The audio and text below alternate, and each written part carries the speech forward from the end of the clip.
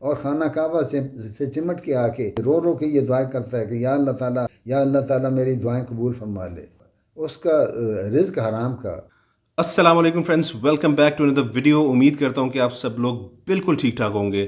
تو مجھے پتا ہے کہ آپ لوگ عید کا ولاگ ایکسپیکٹ کر رہے تھے، تو عید کا ولاگ نہیں آیا. اس کی وجہ یہ ہے کہ یار دل ہی نہیں کر رہا. جو کچھ مسلمانوں کے ساتھ ہو رہا ہے نا اس دنیا میں، اور جتنے ظلم ہو رہے ہیں، تو دل ہی نہیں کرتا کہ کوئی اس طرح کا ولاگ. اور آپ کو پتہ ہی ہے کہ اس چینل پہ کوئی فیک چیز نہیں ہوتی.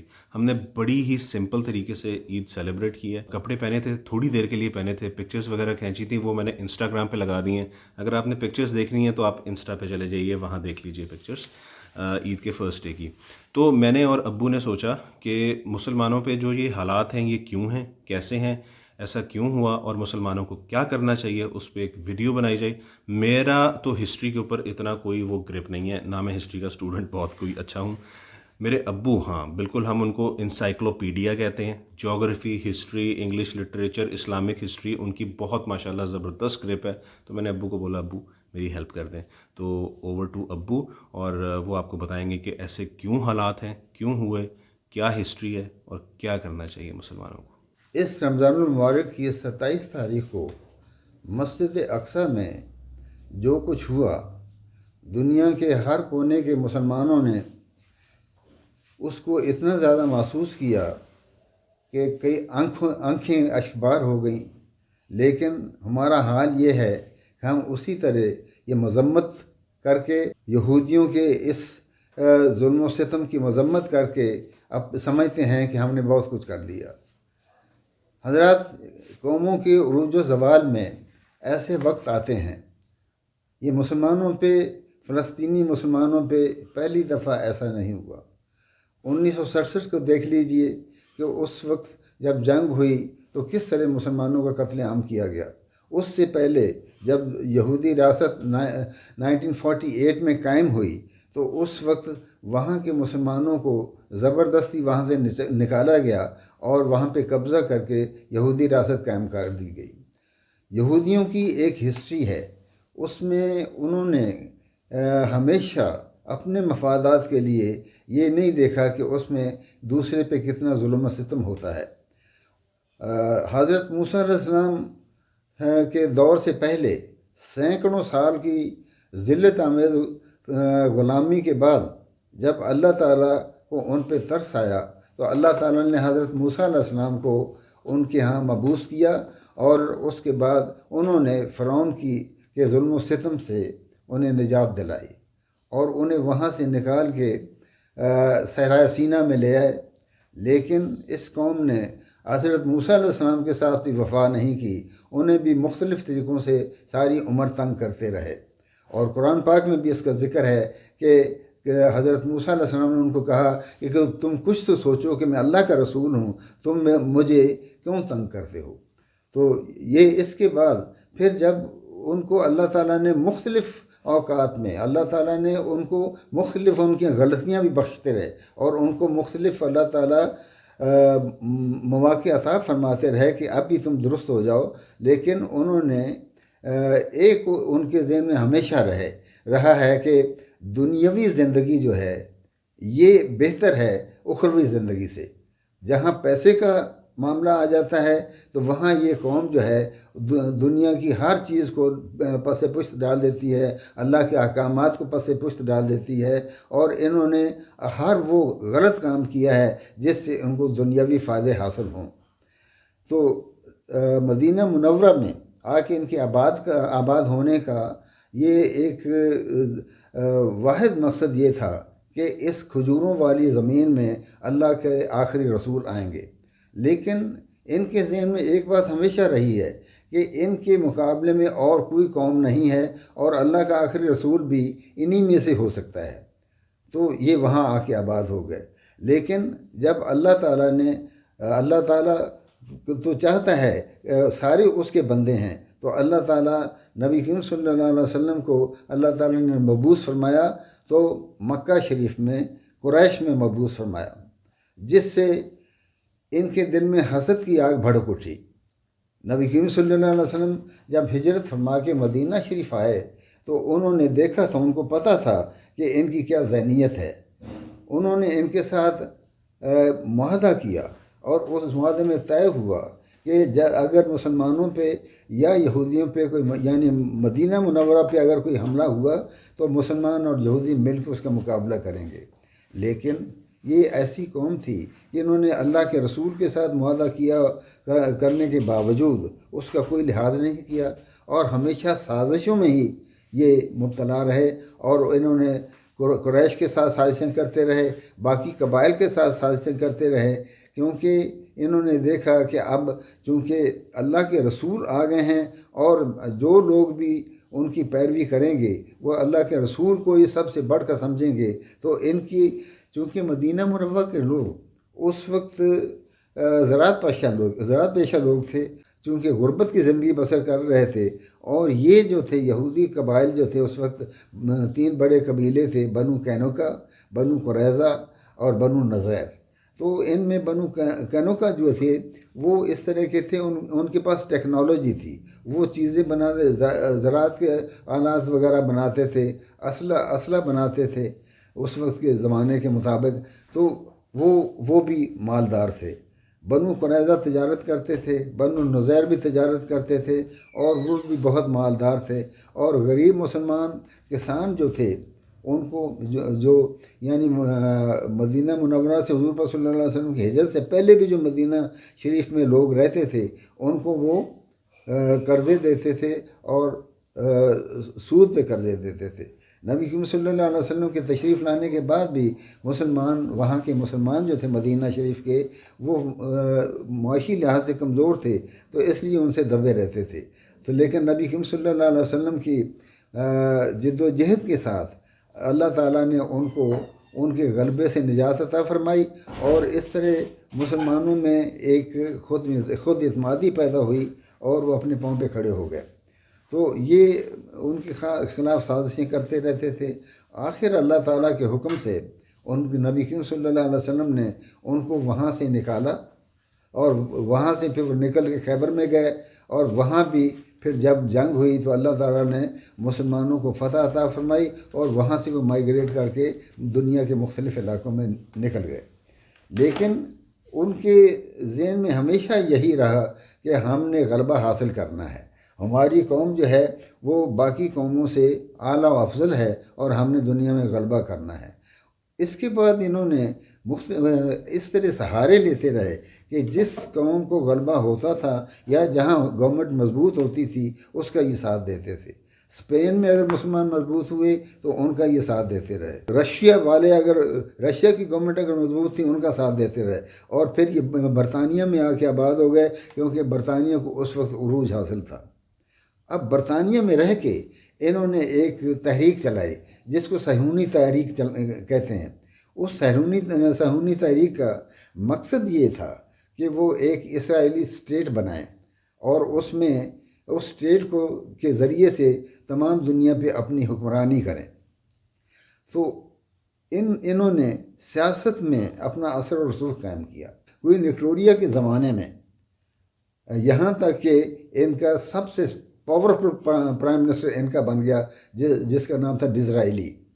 تو اس نے کوئین کے ساتھ اتنا اچھا اثر و رسوخ قائم کیا کہ کوئین جو کہ اس وقت اپنے خاوند کی اس میں غم میں 40 سال تک وہ یہ کرتی رہی کہ اس کے کپڑے نکال کے باہر رکھ لیتی تھی شام کو, اور اس کے ٹب میں پانی چھوڑ دیتی تھی کہ ابھی میرا خاوند آئے گا اور آ کے اس میں نہائے گا اور کپڑے چینج کرے گا. تو لوگ بھی تنگ آ گئے تھے کوئین کی اس حرکت سے. تو یہی ڈزرائیلی تھا جس نے کوئین کو سمجھایا کہ یہ بات ٹھیک نہیں ہے, آپ نے گورن کرنا ہے, لوگ آپ کی طرف دیکھ رہے ہیں کہ ہماری حکمران جو ہے وہ ہمارے اوپر توجہ دے. تو چنانچہ کوئین نے اس کی بات مان لی, اور یہی وہ ڈزرائیلی تھا جس نے یہودی پرائم منسٹر کہ جس نے کوئین آف انگلینڈ کو ایمپریس آف انڈیا کا خطاب بھی دیا, یعنی ملکہ معظمہ ہند. یعنی اتنے یہ بیچ میں گھس جاتے ہیں حکمرانوں کے اور ان کا اعتماد حاصل کر کے اپنے مقاصد حاصل کرتے ہیں. یہی وہ یہودی پرائم منسٹر تھا جس نے کہ دیکھا کہ سوئز کینال جو ہے اس کی بڑی اہمیت ہے، تجارتی نقطہ نظر سے اس کی بڑی اہمیت ہے۔ تو اس کے 4 لاکھ شیئرز تھے سوئس کینال کے، تو ان شیئرز میں سے 1,76,000 کے شیئرز خدیو مصر کے تھے، جو مصر کا حکمران تھا۔ تو اس نے چپکے سے گورنمنٹ کی منظوری لیے بغیر وہاں کے دو جو بڑے یہودی صنعت کار تھے، ان میں ایک راشیلڈ تھا، دوسرا نام تھا ایرلینگر، تو ان دونوں کو اس نے اعتماد میں لیا۔ ان سے رقم لے کے اس نے 39,76,582 کی شیئرز 39,76,582 پاؤنڈز کے شیئرز خدیو مصر سے پرچیز کیے، اور اس میں ظاہر ہے کہ پھر اس پہ انگلینڈ کا، برطانیہ کا تسلط قائم ہو گیا، اور یہی پھر شیئرز جو تھے خریدے تھے، یہی آخر میں وجہ بنی برطانیہ کا مصر کے اوپر کنٹرول کرنے کا۔ تو اس طرح انہوں نے دنیا میں کیا۔ پھر جب 20ویں صدی کے شروع میں انہوں نے ایسے حالات پیدا کر دیے کہ جس سے فرسٹ ورلڈ وار ہو جائے، کیونکہ یہ اپنا مقصد حاصل کرنا چاہتے تھے کہ اپنی اسٹیٹ بنانا چاہتے تھے۔ انہوں نے برٹش گورنمنٹ کو یہ کہا کہ جنگ کے لیے آپ کو جتنا بھی پیسہ درکار ہو ہم دیں گے، لیکن ہماری اسٹیٹ قائم کر دی جائے جنگ پہ فوراً بعد۔ تو برٹش گورنمنٹ اس بات پہ ایگری کر گئی۔ تو اس بات میں برٹش سائنسدان جو تھے، ایک کا نام تھا لارڈ جارج اور ایک تھا ریمزے میک ڈونلڈ، ان دونوں نے اس میں بہت پارٹ پلے کیا۔ جنگ 1918 میں ختم ہوئی، تو اس کے فوراً بعد ہی اسرائیلی اسٹیٹ کے متعلق فیصلہ کر لیا گیا کہ یہ اسٹیٹ قائم کر دی جائے گی، لیکن پھر حالات ایسے پیدا ہوئے کہ سیکنڈ ورلڈ وار ہو گئی، جس کی وجہ سے یہ ذرا ڈیلے ہو گیا۔ لیکن جو ہی سیکنڈ ورلڈ وار 1945 میں ختم ہوئی، تو 1948 میں اسرائیل کی اسٹیٹ قائم کر دی گئی۔ اس وقت سے پہلے اللہ تعالیٰ کی یہ مسلمان ہند پہ یہ مہربانی ہوئی کہ پاکستان قائم ہو گیا۔ پاکستان 1947 میں قائم ہوا، لیکن اسرائیلی اسٹیٹ 1948 میں قائم ہوئی۔ تو اسرائیل اسٹیٹ قائم ہونے کے فوراً بعد وہاں کے سب سے پہلے پرائم منسٹر بن گورین نے یہ کہا کہ یہ پاکستان کی اسٹیٹ جو ہے ہمارے لیے یہ سب سے بڑا خطرہ ہے۔ تو اس سے آپ لوگ اندازہ لگا سکتے ہیں کہ یہ لوگ کتنے دور اندیش ہیں، اور کس طرح یہ دیکھتے ہیں کہ کس طرح ان کے مفادات کی حفاظت کی جا سکتی ہے، اور کہاں سے ان کو نقصان ہو سکتا ہے، اور اس نقصان کے خلاف پلاننگ کی جا سکتی ہے۔ تو اور یہ پلاننگ جو ہے کفار کی پلاننگ جو ہے اسلام کے خلاف، یہ آج کی نہیں ہے، یہ ہر زمانے میں ایسی ہوتی رہی ہے۔ نبی کریم صلی اللہ علیہ وسلم کے زمانے میں بھی یہ پلاننگ ایسی کرتے تھے کہ قرآن پاک میں ہے کہ اے میرے حبیب پاک صلی اللہ علیہ وسلم، یہ پلاننگ ایسی کرتے ہیں کہ جس سے پہاڑ بھی اپنی جگہ سے ہل جائیں، لیکن ہوتا وہی ہے جو اللہ چاہتا ہے۔ اللہ کی اپنی پلاننگ ہے، اور پلاننگ اللہ ہی کی کامیاب ہوتی ہے، اگرچہ یہ سمجھتے ہیں کہ یہ بہت دور اندیش ہیں اور ان کی پلاننگ بہت مضبوط ہے اور پیسے سے ہر کام نکل سکتا ہے۔ ٹھیک ہے، ان کے پاس دولت بہت ہے اور دولت، لیکن افسوس کی بات یہ ہے کہ مسلمانوں کے پاس بھی دولت ہی ہے، لیکن سب سے بڑی مسلمانوں کے لیے ساتھ ٹریجڈی یہ ہے کہ دولت کی محبت میں مسلمانوں نے علم حاصل کرنا چھوڑ دیا، اور نبی کریم صلی اللہ علیہ وسلم کے فرمان کے مطابق مسلمانوں کا پہ ایک وقت ایسا آئے گا کہ جب کفر کا غلبہ ہو جائے گا۔ تو صحابہ کرام نے عرض کیا یا رسول اللہ صلی اللہ علیہ وسلم، اس وقت کیا مسلمانوں کی تعداد کم ہوگی؟ تو نبی کریم صلی اللہ علیہ وسلم نے فرمایا نہیں، بہت زیادہ ہوگی۔ تو صحابہ کرام حیران ہوئے، یا نبی کریم صلی اللہ علیہ وسلم، یہ کیسے ہو جائے گا کہ مسلمانوں کی تعداد بھی اتنی زیادہ ہوگی اور پھر وہ اس طرح مغلوب ہو جائیں گے؟ تو آپ نے فرمایا ان کی صرف تعداد ہی زیادہ نہیں ہوگی، بلکہ ان کی پیسہ بھی بہت زیادہ ہوگا، اور وجہ یہ ہوگی ان کے مغلوب ہونے کی کہ ان میں وہن کی بیماری ہو جائے گی۔ صحابہ کرام چونک اٹھے کہ یا رسول اللہ صلی اللہ علیہ وسلم، یہ وہن کی بیماری کیا ہے؟ تو آپ نے فرمایا کہ دولت کی محبت اور موت سے ڈر، یعنی دولت کی محبت ہوگی مسلمانوں میں اور موت سے ڈرتے ہوں گے۔ تو حضرات کیا آپ دیکھتے نہیں، اب یہی حال نہیں ہے کہ مسلمانوں کے پاس کتنی دولت ہے، اور پھر اتنا بھی مسلمانوں میں احساس نہیں رہا کہ دولت کو کہاں رکھیں۔ وہ دولت رکھتے بھی ان کے پاس ہیں، انہی کے بینکوں میں دولت رکھتے ہیں، اور یعنی اپنے ہاتھ بھی کٹوا دیتے ہیں اس طرح سے۔ تو اب دیکھیے کہ وہ کیوں اس وقت امریکہ بھی اب اس کے ریسنٹلی امریکہ کے صدر نے یہی کہا ہے، بائیڈن نے یہی کہا ہے کہ امریکہ دوبارہ دنیا کو لیڈ کرے گا۔ لیڈ کس طرح کرے گا؟ Knowledge is power. Knowledge is ایک بڑا مشہور یہ کہاوت ہے کہ نالج از پاور۔ تو علم جو ہے، طاقت علم کی ہوتی ہے بہت زیادہ، تو ان کے پاس ٹیکنالوجی ہے، ان کے پاس علم ہے، اور آپ دیکھیے کہ کتنی یونیورسٹیز مسلمان ملکوں میں ہیں، اور مسلمان ملکوں کے کتنے اسکالرز ہیں جن کو نوبل پرائز ملتے ہیں۔ یہ کتنی پی ایچ ڈیز کی ڈگری مسلمانوں کے پاس ہیں۔ تو سب سے زیادہ اسرائیل ایک چھوٹی سی اسٹیٹ ہے، سب سے زیادہ پی ایچ ڈیز وہاں سے پیدا ہوتے ہیں۔ ان کی ٹیکنالوجی، انہوں نے اپنی حفاظت کے لیے اتنا حصار اپنے گرد کر لیا ہے کہ وہ سمجھتے ہیں کہ اب ان پہ کوئی غلبہ حاصل نہیں کر سکتا۔ ان کے پاس لیٹسٹ ہتھیار ہیں۔ مسلمان 56 ممالک ہیں، لیکن ان کی کوئی حیثیت نہیں ہے، اس لیے کہ وہ حیثیت اس لیے نہیں ہے کہ ان کے پاس نالج نہیں ہے، ان کے پاس ٹیکنالوجی نہیں ہے۔ مسلمانوں کو چاہیے کہ اپنی پلاننگ کریں، اپنی آئندہ نسل کے لیے پلاننگ کریں۔ یہ نہیں کہ دنیا آج ختم ہو رہی ہے، پتہ نہیں اللہ تعالیٰ کو پتہ دنیا کتنا عرصہ اور رہے گی، لیکن یہ ہے کہ اپنے کل کے لیے، کل کو بہتر کرنے کے لیے مسلمانوں کو چاہیے کہ وہ اپنے وقار اور نبی کریم صلی اللہ علیہ وسلم کے دین کی حفاظت کے لیے ہی کم از کم یہ کریں کہ اس طرح کے حالات پیدا کریں کہ ہر مسلمان بچہ جو ہے وہ علم حاصل کر سکے۔ علم حاصل کرنا آسان بنائیں، علم حاصل کرنا سستا بنائیں۔ یہ نہیں کہ اپنے بچوں کو علم حاصل کرنے کے لیے دوسرے ممالک میں بھیج دیں، اور یہاں پہ ایک جو مسلمان عام مسلمان ہیں ان کے بچے اسکول بھی نہ جا سکیں، یا اگر اسکول جائیں تو ان کو نالج اس قسم کا دیا جائے کہ جس کا کوئی فائدہ نہ ہو۔ تو میں یہ چاہتا ہوں کہ اب اس وقت جو حالات ہیں ان کا تقاضا یہی ہے۔ مسلمان تو یہی زیادہ سے زیادہ اس وقت کرتے ہیں کہ مذمت کی ایک قرارداد پاس کر دی جائے، پارلیمنٹ میں جو مذمت کی قرارداد پاس کر دو، ایسے کوئی تقریب منعقد کر کے وہاں پہ ایک مذمت کی قرارداد پاس دو۔ اس سے ان کو کیا نقصان ہوگا؟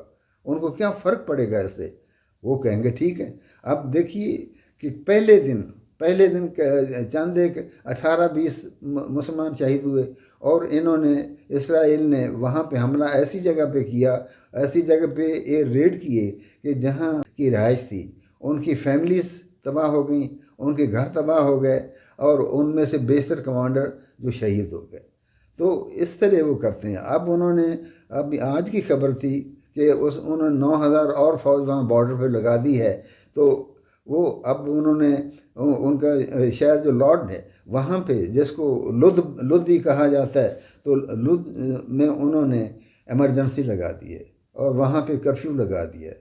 اس کرفیو اور ایمرجنسی کے پیچھے کیا ہو رہا ہے، مسلمانوں پہ کیا ستم ڈھائے جا رہے ہیں، کتنی فیملیز کو وہاں ختم کیا جا رہا ہے، ان کو وہاں سے بے دخل کیا جا رہا ہے۔ اصل میں مقصد ان کا یہی ہے کہ وہاں سے مسلمانوں کو بے دخل کر کے ان کی جگہوں پہ قبضہ کر کے وہاں یہودیوں کے لیے، اسرائیلیوں کے لیے وہاں پہ ریزیڈنسز بنائے جائیں اور ان پہ مکمل قبضہ کیا جائے، جس طرح پہلے انہوں نے 1967 سے پہلے بھی اور بعد بھی انہوں نے وہاں پہ قبضہ کیا، اور پھر آج تک وہاں پہ قابض ہیں۔ یہ UNO جو ہے اس پہ ان کا اتنا قبضہ ہے کہ سلامتی کونسل کا اجلاس بلانے کے لیے کہا گیا، لیکن امریکہ نے اسے ویٹو کر دیا۔ یہی مغربی طاقتیں جو جن کا گلا خشک نہیں ہوتا یہ کہتے کہتے کہ ہیومن رائٹس کا خیال رکھنا چاہیے، اب یہاں ان کو ہیومن رائٹس نظر نہیں آتے۔ اب دیکھیے کتنے اب ٹیلی ویژن پہ آپ دیکھتے رہے ہیں کہ کتنے بچے یتیم ہو گئے، کتنی خواتین بیوہ ہو گئیں، اور کتنی فیملیز برباد ہو گئیں، اور کتنے لوگ وہاں شہید ہو گئے. لیکن ان کو ذرا بھی اس بات کا احساس نہیں، مغربی طاقتوں کو، کہ یہ بھی ناجائز وہاں پہ ہو رہا ہے، اور جو انسانی حقوق کی خلاف ورزی ہو رہی ہے. تو اب یہ سلامتی کونسل کے اجلاس میں، یعنی اجلاس نہ بلا کر بھی انہوں نے جو زیادتی کی ہے، تو ان کا کیا اس میں کیا یہ کہہ سکتے ہیں کہ ہم دنیا میں کس طرح عدل قائم کر سکتے ہیں. تو جنرل اسمبلی کی میٹنگ رہ گئی، وہاں بھی تقریریں ہوں گی، اور تقریروں کا کچھ بھی نہیں ہوگا. اب ہم مسلمانوں کو تو یہ حال ہے، ہم اپنے پاکستان کو ہی دیکھ لیجئے کہ یہاں پہ زیادہ سے زیادہ یہ کرتے ہیں کہ اچھا جی فلاں جگہ پہ ہمارے ساتھ یہ ایک واقعہ پیش ہوا تھا، وہاں پہ ایک بلڈنگ بنا دو، کروڑوں روپیہ خرچ کر دیتے ہیں. اگر وہی کروڑوں روپیہ اپنے عوام کی بہتری کے لیے خرچ کریں، ان کی تعلیم و تربیت کے لیے خرچ کریں، یہاں پہ ٹیکنالوجی کو ترقی دینے کے لیے خرچ کریں. اب یہاں پہ مجھے یہ کہتے ہوئے سچی بات ہے، افسوس ہوتا ہے کہ یہاں پہ مسلمان جب مائیگریٹ کر کے آئے انڈیا سے، تو والٹن کیمپ بنا، وہاں آ کے مسلمان سب سے پہلے وہاں آئے، کچھ عرصہ وہاں عارضی طور پہ ٹھہرے، اور وہاں سے پھر ان کو آباد کیا گیا مختلف جگہوں پہ. تو اب خیال یہ آیا ان کو، جب میاں نواز شریف صاحب جب پرائم منسٹر تھے، تو ان کو خیال آیا کہ یہاں پہ ہمیں باب پاکستان بنانا چاہیے. وہی باب پاکستان بنانے کا عوام کو کیا فائدہ؟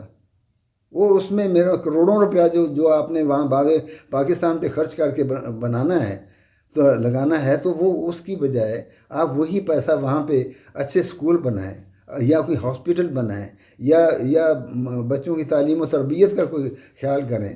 تو اسی طرح مینار پاکستان بنا دو. قرآن پاک میں بھی یہی ہے کہ یہ لوگ جو ہیں، یعنی یہ قوم عاد کا ذکر کرتے ہوئے وہاں پہ قرآن پاک میں ہے کہ وہ ہر ایک ایسی جگہ جو اونچی جگہ پہ ایک عمارت کھڑی کر دیتے تھے. تو یہ وہ کروڑوں روپیہ اس پہ خرچ کر دیا مینار پاکستان. اب کتنے لوگ جا کے مینار پاکستان کو ان کو پتہ چل رہا ہے کہ پاکستان کی کیا ہسٹری ہے، یا کیا کہ یہ چیزیں ایسی بیکار ہیں کہ جن پہ ہم خرچ کر کے قوم کی دولت برباد کرتے ہیں، بجائے اس کے اس دولت کو اچھے مقاصد کے لیے خرچ کیا جائے، جس سے عوام کی بہتری ہو، عوام کے لیے بھلائی ہو. لیکن ہم اپنی ڈگر پہ چلے جاتے ہیں، اور اس وقت بس اپنی وہاں پہ جا کے ایک چونکہ تختی لگ جاتی ہے کہ یہ فلاں صاحب نے اس کی اوپننگ کی تھی. تو میرا کہنے کا مقصد یہ ہے کہ مسلمانوں کو پلاننگ کرنی چاہیے، اپنی دولت کو ناجائز خرچ نہیں کرنا چاہیے، اپنے بچوں کی تعلیم و تربیت ایسی کرنی چاہیے، اپنی اسٹڈیز کے جو بچوں کے کورسز ہیں ان کو ایسا بنانا چاہیے جس سے مسلمانوں کا جو اپنا ان کا وقار ہے، جو اپنا ان کا نبی کریم صلی اللہ علیہ وسلم کی تعلیم و تربیت جو ہے، اس کے بیس پہ مسلمان بچوں کا اخلاق جو اس کو استوار کیا جائے. یہ نہ یہ کہ وہاں کے کوئی ایسے علوم کی ہمیں ضرورت نہیں ہے جس سے، یعنی اب ٹھیک ہے بہت ساری چیزیں ایسی ہوتی ہیں جو ایک انسان چاہتا ہے کہ اس کو تہذیب و تمدن کا نام دے کر ایک فحاشی کو بڑھایا جاتا ہے اپنے معاشرے میں. تو یہ دیکھنا چاہیے کہ ہمارا نبی کریم صلی اللہ علیہ وسلم کا اخلاق کیا تھا، ان کا رہن سہن کیسا تھا، ان کی زندگی کے کیا اصول تھے. ہم کیا جھوٹ کو ہم نے چھوڑ دیا؟ کتنے لوگ ہیں جو صبح سے شام تک جھوٹ بولتے ہیں، کتنے لوگ ہیں جو صبح سے شام تک اس کوشش پہ نہیں ہوتے کہ میں کسی کو دھوکہ دے کے اپنے آپ کو دولت مند بنا لوں، یا کسی کی جگہ پہ ناجائز قبضہ کر لوں. تو ہمیں اصل میں بات یہ کہ کریکٹر بلڈنگ کی بات ہے. اپنے مسلمانوں کا بچوں کا کریکٹر بلڈنگ کرنی چاہیے، اور نبی کریم صلی اللہ علیہ وسلم کی امت اسی طرح مضبوط ہو سکتی ہے دنیا میں، اور ان لوگوں کا مقابلہ اسی صورت میں کر سکتی ہے اپنے مخالفوں کا کہ جب وہ صحیح مسلمان ہوں گے، جب ان میں نبی کریم صلی اللہ علیہ وسلم والا کردار آئے گا، سیرت نبی پہ کا بچوں کو بتانا چاہیے، ان کو تعلیم ایسی دینی چاہیے کہ ان کی کریکٹر بلڈنگ ایسی ہو کہ اس میں صحیح مسلمان پیدا ہوں۔ نبی کریم صلی اللہ علیہ وسلم کی سیرت اور قرآن پاک کی تعلیم جو ہے، ہم اسی کو کافی سمجھتے ہیں کہ بچوں کو قرآن پاک ناظرہ پڑھا دیا جائے۔ کیا یہ کافی ہے؟ ان کی کریکٹر بلڈنگ کے لیے یہ کافی ہے؟ یہاں تک کہ اکثر بچوں کو یا بڑوں کو بھی، یہ بچے جب بڑے ہو جاتے ہیں وہی اسی طرح ان کا نالج رہتا ہے، نماز کا ترجمہ بھی نہیں آتا، پتہ بھی نہیں ہوتا کہ ہم نماز پڑھ رہے ہیں تو اللہ تعالیٰ کے ساتھ ہم کیا گفت و شنید کر رہے ہیں۔ تو یہ بات جو ہے قرآن پاک کا صحیح نالج جو ہے، انہیں ایسا انتظام کرنا چاہیے کہ قرآن پاک کا صحیح نالج جو ہے بچوں کو ہونا چاہیے، اس میں اللہ تعالیٰ کے کیا احکامات ہیں، کیا حلال ہے کیا حرام ہے، کہ کس چیز پہ عمل کرنا چاہیے کس چیز پہ نہیں کرنا چاہیے، اس میں اگر معاشرے میں ایسی برائیاں آ جائیں تو ان سے کس طرح بچا جا سکتا ہے۔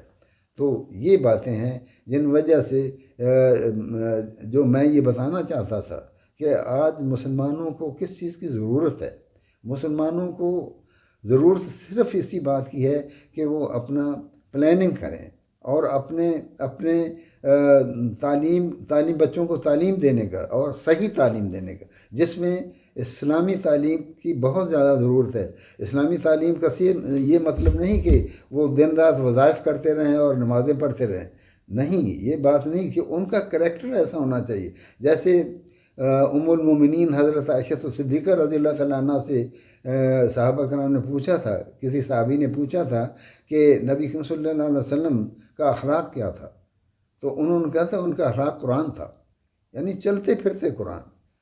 اور صحابہ کرام میں بھی ایسے تھے جن کے متعلق یہ تھے کہ یہ تو چلتے پھرتے قرآن ہے، تو وہ قرآن کو اپنے سینے میں جذب کر لیتے تھے، اپنے ذہن میں بٹھا لیتے تھے، اور اللہ کے حکم کو اللہ کا حکم سمجھ کے اس پہ عمل کرتے تھے۔ یہ نہیں کہ بس ٹھیک ہے عمل کر لیا تو ٹھیک ہے، نہ کیا تو کوئی بات نہیں۔ تو اللہ تعالیٰ نے اپنا وعدہ پورا کر دیا ہے، اپنے نبی کریم صلی اللہ علیہ وسلم کو مبعوث فرما کے، اپنا آخری کلام عطا فرما کے مسلمانوں کی کریکٹر بلڈنگ اللہ تعالیٰ کرنا چاہتے تھے۔ صرف مسلمانوں کی نہیں بلکہ انسان کی کریکٹر بلڈنگ کرنا چاہتے تھے۔ ان میں سے جو قبول کر لیں اس پیغام کو وہ ظاہر ہے وہ مسلمان، اور جو نہ قبول کریں وہ غیر مسلم۔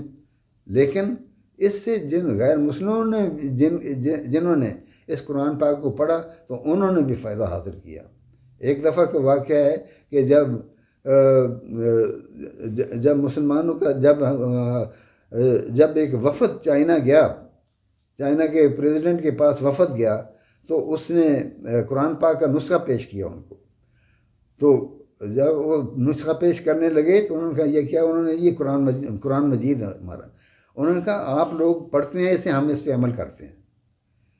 تو یہ باتیں جو ہیں انہوں نے، ٹھیک ہے وہ اس پہ ایمان نہیں رکھتے، لیکن ان کو یہ پتہ ہے کہ یہ باتیں صحیح ہیں تو اس پہ وہ عمل کرتے ہیں۔ ناروے میں حضرت عمر رضی اللہ تعالیٰ عنہ کے قوانین وہاں لکھے ہوئے ہیں کہ حضرت عمر رضی اللہ تعالیٰ عنہ کے قوانین۔ ان باتوں سے یہ پتہ چلتا ہے کہ ہم اپنا راستہ چھوڑ چکے ہیں، جو صحیح ہماری منزل تھی اس کی طرف ہم نہیں جا رہے، بلکہ ہم جو دوسروں کے جن میں ہمیں زیادہ چمک نظر آتی ہے تو وہ اس طرف ہم جا رہے ہیں۔ تو یہ علامہ اقبال نے کہا تھا کہ نظر کو خیرہ کرتی ہے چمک تہذیب حاضر کی، یہ صنائی مگر جھوٹے نگوں کی ریزہ کاری ہے۔ تو ہم یہ سمجھتے ہیں کہ جو کچھ ان کی ہر بات جو ہے اس میں بہتری ہے، یہ نہیں ان کا جو اگر وہ علم میں ہم سے ایڈوانس ہیں، علم میں ہمیں ان سے آگے نکلنے کی کوشش کرنی چاہیے، لیکن اگر وہ بے پردگی اور بے حیائی اور فحاشی میں آگے جا رہے ہیں تو اس میں ان کا مقابلہ نہیں کرنا چاہیے، نہ ان کی پیروی کرنی چاہیے۔ تو ہمیں یہ دیکھنا ہے کہ ہمیں قرآن پاک کے مقرر کردہ حدود کے اندر اور نبی کریم صلی اللہ علیہ وسلم کی سیرت مطہرہ کو دیکھ کر ہم نے چلنا ہے، اپنے علم میں اضافہ کرنا ہے، اور وہ اسی طرح ہو سکتا ہے کہ ہم جو پیسہ غلط باتوں پہ خرچ کرتے ہیں وہ اچھی باتوں پہ خرچ کریں، اپنے علم اور ٹیکنالوجی کو ترقی دینے پہ خرچ کریں، اسی سے مسلمان آگے نکل سکتے ہیں۔ یہ نہیں کہ چار دفعہ مذمت کی قراردادیں پاس کر کے ہم کہیں کہ ہم نے اپنا فرض ادا کر دیا۔ مسلمانوں کو اللہ تعالیٰ پھر عروج دے سکتا ہے اگر ان میں اتفاق ہو۔ مسلمانوں کے 56 کنٹریز جو ہیں، اگر وہ ان کے پاس جتنی دولت ہے، اگر وہ اسی دولت کا صحیح فائدہ اٹھائیں اور اپنی یونیورسٹیز بنائیں اور اس میں اعلیٰ ترین استاد ان یونیورسٹیز میں بہترین استاد جو ہیں وہ لے کے آئیں تو اور وہاں پہ علم حاصل کرنا مسلمانوں کے لیے آسان بنائیں، تو ایک تو یہ چیز ہے۔ دوسری یہ ہے کہ آپس میں یہ نہیں ہونا چاہیے کہ کوئی مسلمان ملک اپنے مفاد کی خاطر صرف باقیوں کو پس پشت ڈال دے، باقی مسلمان ملکوں کے مفادات کو پس پشت ڈال دے اور اپنا تھوڑا سا مفاد حاصل کر کے بیٹھ جائے۔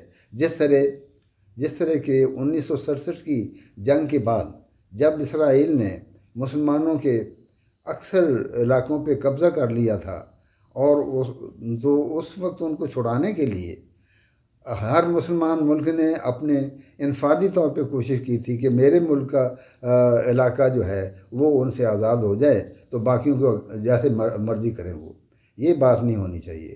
اس وقت صدر جو بعد میں پہلے تو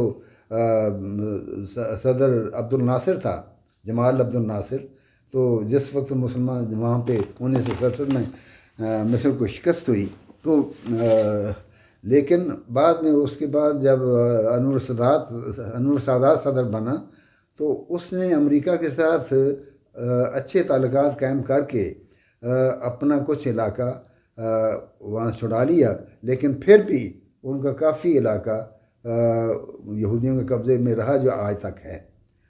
تو شام کا علاقہ جو تھا، گولان کی پہاڑیاں، وہ انہوں نے آج تک آزاد نہیں کی۔